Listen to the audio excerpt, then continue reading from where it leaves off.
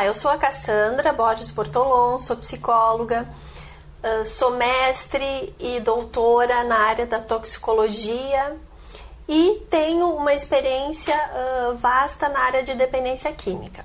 Estou aqui para conversar com vocês sobre a questão da adolescência e uso de drogas e também sobre a família. A adolescência é uma fase que por si só é complexa.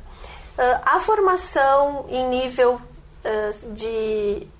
do cérebro está em construção e se sabe que se colocarmos em conjunto com essa complexidade o uso de substância, essa sinergia pode provocar problemas bem acentuados. Um cérebro que ainda está em desenvolvimento, que o seu controle de impulso ainda está em formação, na medida que ele começa a ser estimulado precocemente no sistema de recompensa cerebral e na sensação de bem-estar relacionado a todas as substâncias psicoativas, podem levar a problemas grandes e também um maior risco de dependência química. Já se sabe que o consumo de substâncias na adolescência impactam mais significativamente as pessoas. É comum quando recebemos adultos que têm 30 anos, 40, a gente vai conversar com eles e fazer a anamnese, a gente já começa a entender que eles iniciaram o uso precocemente. Quando eu falo uso precoce, que ideia que eu estou pensando em relação à idade? Por exemplo, 12 anos, 13 anos, 14 anos. Então a gente vê as pessoas que chegam pra gente já no nível de problemas muito sérios, né? Tanto em nível comportamental, em nível ocupacional e também cognitivo, elas começaram a usar substâncias com 12, 13 anos. Claro, com algumas exceções. Então, cada vez mais a gente precisa que se invista em estratégias de não experimentação de uso de drogas. Por quê? Um cérebro ainda em seu funcionamento precoce e no seu desenvolvimento vai fazer com que tenha uma exploração ainda maior das substâncias do que um adulto que já tem, né, um nível mais complexo de organização neuronal. Então, a gente, assim, na área da dependência, a gente gostaria que as pessoas até nem experimentassem drogas. E, ao contrário, há uma estimulação para que se experimente. Na medida que se experimenta, aumenta o risco do desenvolvimento de algum problema.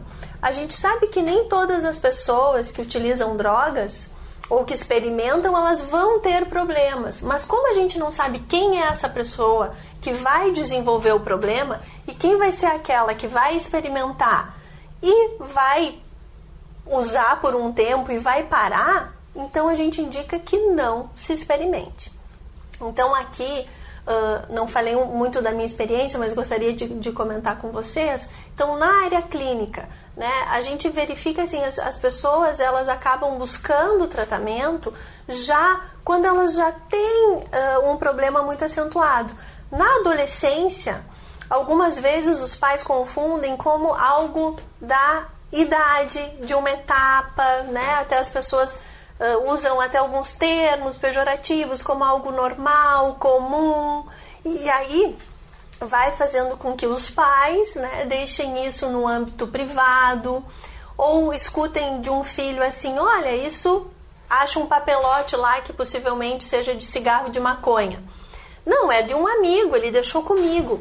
E o pai ou a mãe, talvez, né, no meio de tantas tarefas do seu trabalho, acaba acreditando de que é de um amigo. Aí falou uma vez que é de amigo. Dali passam 2 meses, é de um outro amigo.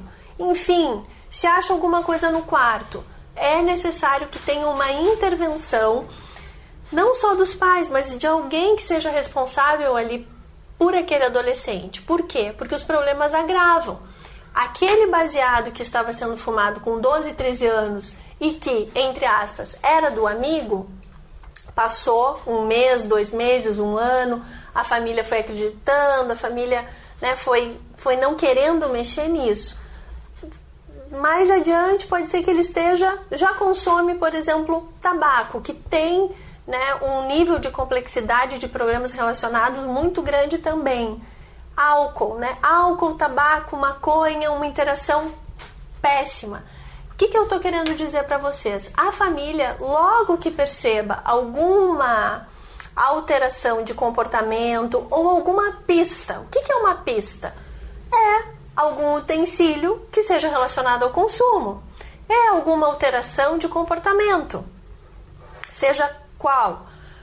Mudança de humor, irritabilidade, fica muito quieto no seu quarto, não sai, está gastando mais do que gastava, está deixando de fazer alguma atividade que gostava muito, por exemplo, algum esporte, algum curso de línguas, simplesmente para de fazer. Então esses, né, a gente pode dizer que são pistas ou sinais.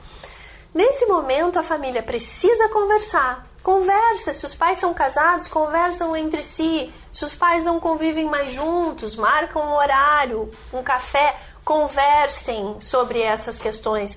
Não deixem que o problema se alastre, porque de alguma forma as pessoas que começam a consumir substâncias, elas vão pedindo ajuda, mesmo antes de ter um problema muito grave. Elas vão deixando na mochila, dando sopa. Por que deixar dando sopa? Por que deixar ali que alguém possa pegar? Então, assim, a gente já pode perceber que são pedidos de ajuda. Nós temos que ouvir esse pedido de ajuda. O pedido de ajuda não vai vir assim: mãe, olha só, eu tô aqui fumando de vez em quando, mas eu tô vendo que eu tô preguiçoso, que eu deixei de fazer o esporte que eu gosto, que diminuiu minhas notas na escola. Não vai vir assim. Então, eu quero, né, conversar com vocês para que um responsável precisa fazer esse caminho de ir lá, ver como é que está na escola, diminuição de notas, diminuição de participação de atividades com outros colegas, com pares, também são pistas. Então, nesse momento que é importante que se converse, né, de uma forma muito aberta, sem ser algo que vá confrontar, mas sim saber o que está acontecendo, como é essa experiência, o que está acontecendo. E a partir disso, se orientar tecnicamente. Algumas vezes é necessário, ou muitas vezes, a busca de um acompanhamento de profissionais, né, especializados, habilitados para acompanhar esse caso que ainda não há um comprometimento severo. Porque se os pais não fizerem algo, ou alguém que seja responsável lá quando tem 15, 16 anos, essa busca vai ser em algum momento feita, só que ela já vai ser feita de forma mais tardia e vai fazer com que esses problemas sejam em nível muito maior. O uso de drogas também e a adolescência, ela pode influenciar com um maior fator de risco no desenvolvimento de problemas psiquiátricos que aparecem, né, na idade mais jovem. Então, às vezes, algum problema emocional, alguma desordem psiquiátrica, ela também pode ter sido evocada ou estimulada pelo consumo de substâncias precoce. E aí sempre é necessário a gente, quando está com alguém, investigar o consumo. É muito comum as pessoas não perguntarem em outras áreas que não nessa específica da dependência química, se a pessoa também consome substância. Você realiza uma entrevista muito clara, objetiva, com perguntas, mas esquece de perguntar se ele já experimentou alguma substância. E pergunta: já experimentou álcool? Já consumiu? Por quanto tempo? Cigarro, maconha, cocaína, outras drogas da balada. É preciso perguntar. O adolescente, às vezes, ele faz um vínculo, ele conta, mas dependendo se ele está indo, né, num terapeuta por indicação de pais ou algum responsável, ele não vai contar. Ele vai deixar para ele essa informação. Então, é importante que o profissional pergunte. Além disso, que o profissional, quando conversar com os pais, investigue isso. Porque, de alguma forma, os pais não vão falar, ou não vão saber. Isso vai causar uma certa inquietação. Será que ele usa? Será que ele não usa? Vou perguntar, vou tentar ficar mais presente ou mais observador. Então, essa pergunta do profissional pode fazer com que estimule os pais ou outros cuidadores a também observarem esse comportamento do seu filho, do seu neto, da sua filha. Se sabe assim que já é um quadro estabelecido pelos levantamentos que a gente tem feito, que as meninas elas têm bebido mais. E o que acontece? Bebido mais em maior quantidade. Então a gente não pode, assim, questões de gênero, né? Menina, menino, a adolescência por si só, independente, né, dessa expressão da sexualidade, a gente percebe que cada vez mais as pessoas estão experimentando mais. E por isso a gente precisa ter intervenções e medidas de controle, porque esse controle externo vai auxiliar num controle que ainda não é bem estabelecido, que é o controle interno, o controle do impulso, o controle da impulsividade, que a gente precisa ter, então, esse controle externo. Então é importante a gente ter também esse acompanhamento, essa conversa com os colegas, né, professores, né, pedagogos, para saber como estão lidando com essa situação. Falar sobre o assunto abertamente é uma forma de prevenção, é uma forma da gente conseguir rastrear como está o consumo, quais são as crenças, os valores que esse adolescente tem em relação, né, às drogas. Outra questão importante que a gente verifica tanto em nível de estudos científicos como na clínica, né, no acompanhamento das pessoas, é que famílias que existe uma expressividade maior de consumo de substância, por exemplo, de álcool, de tabaco, é maior fator de risco para que esse adolescente utilize. Então, o que a gente percebe? Esse ambiente de tolerância, onde aqui pode fazer, aqui você pode usar porque você está mais seguro, o que é importante, o problema é o que está fora de casa. Muitas vezes, né, famílias, né, com esse funcionamento acham que estão protegendo os filhos, porque de alguma forma eles estão num ambiente de casa, tem algumas condutas saudáveis, ele só está bebendo uma cervejinha, só está fumando cigarro, tudo está tendo um efeito no sistema de recompensa cerebral, nesse circuito que possivelmente gere a dependência química. Lembrando, nem todos vão desenvolver, mas se eu não sei quem vai desenvolver, é quase uma roleta russa. Então, o importante é que a gente não necessita, não é algo necessário você ter uma experiência, né, com o cigarro, com o álcool, com a maconha, com a cocaína. E de alguma forma a gente percebe que parece que tem um apelo, né, em nível social de que é importante, porque você precisa usar, por exemplo, o álcool. O álcool, para você ficar bem, para você aproveitar a festa, beba. Por quê? Existem várias pessoas que fazem uma festa muito boa e que não precisam estarem alcoolizadas para fazer uma festa bacana. Voltando um pouco à questão, né, da família. Então, assim, a recomendação é que, como a gente vai falar de controle, de medidas de restrição, se alguém que está ali, que é o meu modelo, faz aquela frase, né? Não faça o que eu faço, mas faça o que eu falo. Isso não funciona. A gente faz muitas coisas por imitação. Então a gente precisa ter pais mais conscientes em relação a isso, para que também passem um modelo de saúde saudável, que não precisa de uma ponte para que se sinta bem, para que lide com essas emoções. Algo que foi muito assim banalizado é aquela ideia de os pais, assim, por exemplo, uma figura masculina chegando em casa e tendo uma experiência assim, agora eu vou relaxar, agora eu mereço e fazer o consumo, né, de álcool.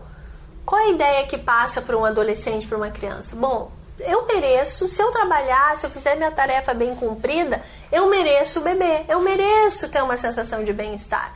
Só que essa sensação imediata de bem-estar, de forma continuada e com uma frequência que possa ir aumentando na medida do tempo, pode levar à dependência. Então, o que eu quero dizer para vocês? Vamos ter cuidado, né, com o nosso comportamento, com a nossa conduta, porque ela é preditora de modelos. Se eu tenho uma função materna, se o pai uma função paterna, enfim, nós somos modelos, então a gente precisa passar isso para os nossos filhos. Vou falar com vocês também sobre família, que é o que eu estou trazendo aqui. Eu tenho uma experiência bem importante, tanto relacionado a atendimento clínico como também em pesquisas de mestrado e doutorado, onde a gente fez uma pesquisa bem expressiva com mais de 500 famílias, né, na Universidade Federal de Ciências da Saúde de Porto Alegre, onde a gente identificou que os familiares que apresentam comportamentos permissivos, eles também têm maior risco para desenvolvimento de doenças. Por quê? Porque essa permissividade com alguém que já tem um problema, então era aquele filho de 13, 14, 15 anos que estava levando na mochila aquele papelote que não era dele. E aí aquela família já, depois de 20 anos, 15 anos, um padrão de permissividade, adoeceu. E já não tem domínio sobre esse menino lá da mochila que hoje está com 40 anos. E aí eles têm uma propensão, né, uma probabilidade de adoecer mais, de buscar mais médicos, de tomar mais remédios psiquiátricos. Então, aquilo que começa muito, que não parece um problema, que é do grupo, é da turma, a gente tem essa vivência diariamente de passar muitos anos e a gente vê a família já de cabelo em pé. Então, essa família, ela tem que agir 15 anos antes, 20 anos antes. Depois ela pode agir com 20 anos depois, 15 anos depois, ela vai precisar, ela não tem saída.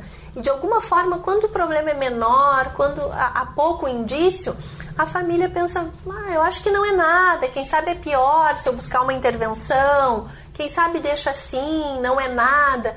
Não se permitam isso, né? Então, aqui nesse momento eu quero falar com os colegas profissionais para que sempre possam fazer essa interação com a família de que ela precisa investigar. Tem algumas perguntas assim muito simples de alguma forma, mas com uma complexidade muito grande, que é a seguinte: se eu te perguntar agora, por exemplo, eu estou conversando com uma mãe, né? Se eu te perguntar agora, onde está o seu filho agora, nesse momento, nesse horário que a gente está atualmente, com quem que ele está, onde ele está, com quem que ele está e que atividade ele está fazendo. Então são 3 perguntas. Se uma mãe ou um pai ou alguém que é o responsável conseguir responder essas perguntas, a probabilidade do envolvimento desse adolescente ou desse filho ou dessa filha com o uso de substâncias é muito menor. Essas 3 perguntas que vão exigir respostas, elas vão auxiliar em algo que a gente fala que é a supervisão. Os pais precisam fazer essa supervisão constante dos filhos para que se tenha o entendimento daquele adolescente que os pais sabem o que ele está fazendo, eles vão ficar cientes se ele fazer bobagem, se ele mentir. Então é importante a gente se ter essa supervisão. Então são 3 perguntas simples, mas que não é incomum a gente fazer essas perguntas para o pai e para a mãe e eles não saberem. Então, saber onde eles estão, o que eles estão fazendo e com quem eles estão é muito importante. Também, pensando na família, já aquela mesma família, né, daquele moço relacionado àquela mochila. Ele tem 40 anos. Qual é outro efeito também desse uso precoce que não teve uma medida importante numa fase inicial? Há também o empobrecimento financeiro. é fato, o investimento com a saúde, né, de um familiar que tenha problema com o uso de substância é muito intenso. E aí, aquilo que foi, de alguma forma, não dado muita importância, toma uma importância tão grande na vida daquela família que ela tem dificuldade até de fazer outras atividades, aquele pai e a mãe, em função, né, de alguém com esse problema. E aí também a gente sabe o quanto há deficiência, né, no nosso país de programas, de instituições que deem esse suporte, né, em nível público. Então a maioria, a tendência acaba sendo desse empobrecimento da família financeiro. Bom, falei em empobrecimento financeiro, falei, né, nesse impacto do uso de substância na adolescência, agora eu vou falar do impacto emocional, né? Então esse impacto psicológico na família.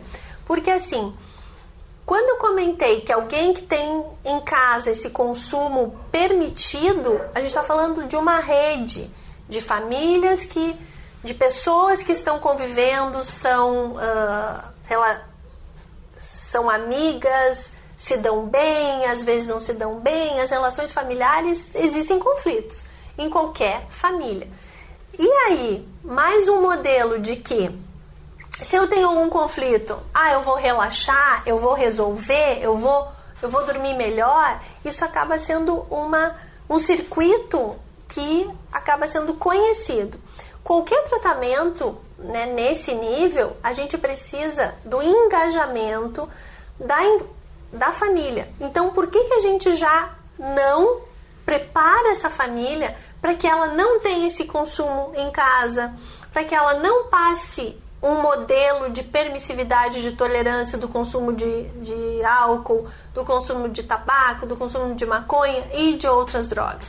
Então, assim, começa de forma precoce. A gente precisa dar esse entendimento que pais, familiares que fazem esse consumo, eles estão potencializando que eles também façam isso.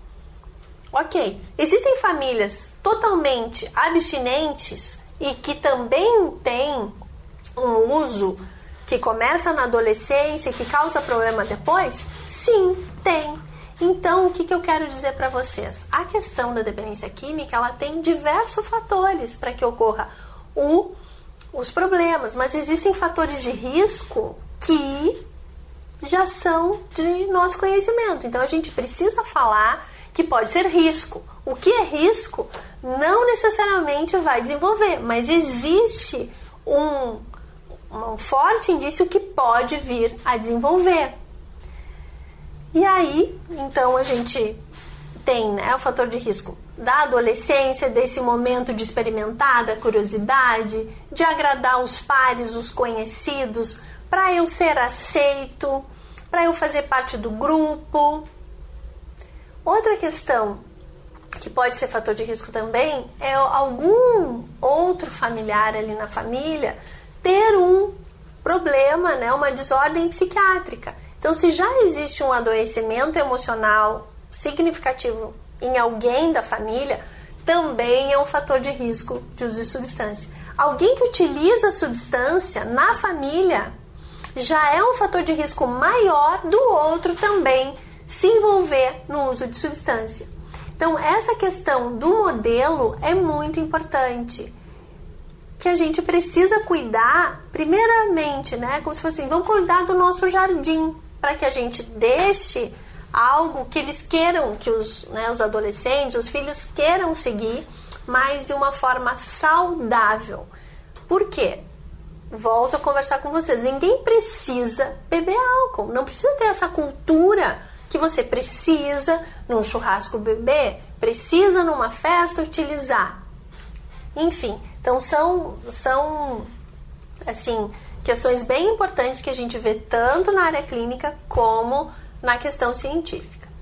Quero trazer também para vocês uma abordagem bem interessante que eu gostaria que vocês buscassem depois, né, na internet, que é um estudo com impacto assim, internacional que nós publicamos, que é uma intervenção motivacional para codependência em familiares de usuários de drogas, para que esses familiares pudessem mudar os comportamentos permissivos. Por quê? O comportamento permissivo é aquele que dá a entender para aquela pessoa que tem o problema que ele pode, que ele vai conseguir, que ele não vai ter consequência em função de determinado comportamento. Então a família, ela de alguma forma ela adoece, ela pode já ter, né, as suas dificuldades, como todas têm, mas elas podem ter uma amplitude maior, e isso pode se agravar com o consumo de substância e principalmente com os problemas relacionados que esse integrante da família acaba tendo. Então, essa intervenção, ela tem o objetivo que em cada encontro se promova mudanças, pequenas mudanças. Por exemplo, quando aquela mãe falou lá e aceitou que essa mochila, o que tinha na mochila, esse papelote, é do amigo, foi um comportamento permissivo. Não foi um comportamento assertivo. Um comportamento assertivo é aquele que investiga de como, quando, maiores explicações para esse argumento, ou realmente já de antemão perceber que isso não é verdade. Porque se tem alguma coisa ali, é porque ele está com o amigo, ele está também tendo essa experiência. Então essa mudança de comportamento permissivo, ela não é fácil. Por quê? Porque os familiares, quando eles buscam tratamento, eles já estão cansados, o adoecimento já está mais grave e eles já têm esse comportamento que a gente chama assim enraizado, que é o quê?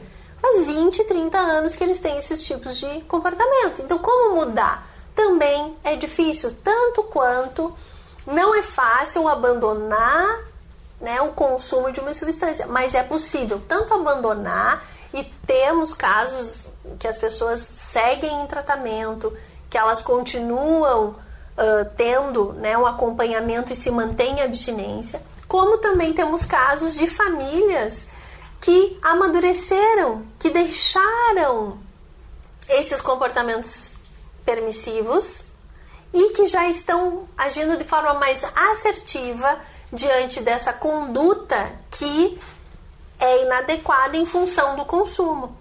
Então, assim, a família precisa muito de ajuda. Então, a partir também dessa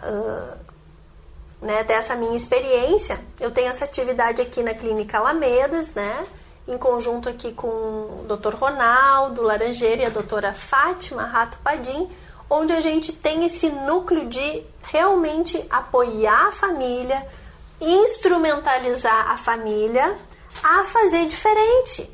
Porque de alguma forma eles estão tão cansados que eles, sem se dar conta, acabam repetindo padrões que já não deram certo. Então, se são padrões que já não deram certo, por que usá-los? Ou para que usá-los se já tem uma resposta negativa? Mas daqui a pouco é o que a família sabe fazer.